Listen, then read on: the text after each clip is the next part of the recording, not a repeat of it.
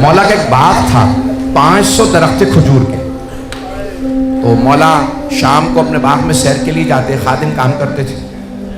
تو ایک دن آپ کا ایک چاہنے والا منہال آیا ملنے کے لیے.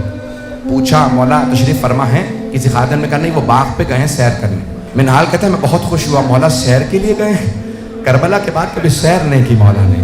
کہا میں بہت خوشی خوشی باغ پہنچا، دیکھا مولا سجاد نے عبا بچھا رکھی ہے اور باغ میں بیٹھے گریہ کر رہے ہیں.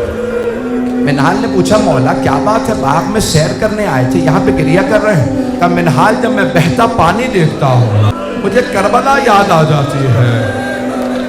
ایک سوال کروں، آپ جب زیادہ پیاس لگے گی پانی پی لیں گے نا؟ آپ کے رونے پہ کوئی پابندی تو نہیں ہے. آپ زیادہ روئیں گے تو کوئی تازیانے تو نہیں مارے گا.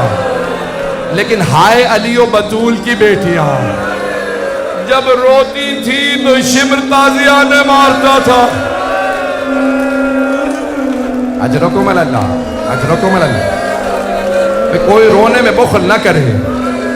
آج اس امام کا پرسہ دینا ہے جنہوں نے بنا بر روایت 40 برس گریہ کیا، بنا بر روایت 35 برس بہت گریہ کیا، اور اتنا روتے تھے کہ ہر مدینے والا جانتا تھا سید سجاد کے سامنے کبھی بھی خام گوشت نہ رکھنا. مولا جب بازار سے مدینے کے گزرتے لوگ اپنے کشتوں پہ کپڑا ڈال دیتے تھے.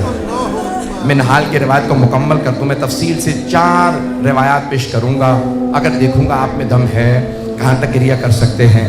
منہال نے کہا لیکن مولا سب سے زیادہ آپ پہ مصائب کہاں ہے؟ تو مولا نے سر اٹھا کے کہا الشام، الشام،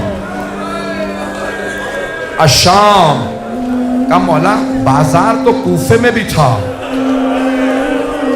شام کے بازار میں ایسی کیا بات تھی؟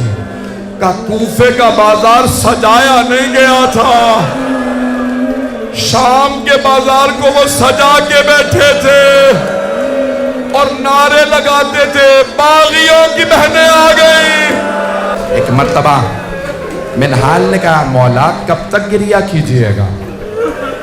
اتنے برس بیت گئے واقعہ کربلا کو. مولا نے فرمایا منہال آپ نے مجھ سے انصاف نہیں کیا.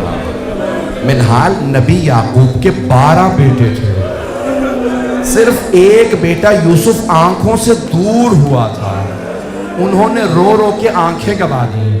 قرآن میں ہے نا وَبِيَضَّتْ عَيْنَاهُ مِنَ الْحُزْنِ، ان کی آنکھیں سفید ہو گئیں.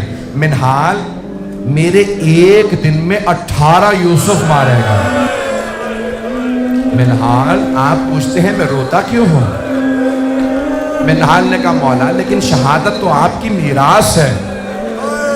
مولا نے فرمایا ہاں منہال شہادت ہماری میراث ہے، لیکن منہال کیا ماؤں بہنوں کے ساتھ، پھپھیوں کے ساتھ شرابی کے دربار میں جانا کیا یہ بھی ہماری میراث ہے؟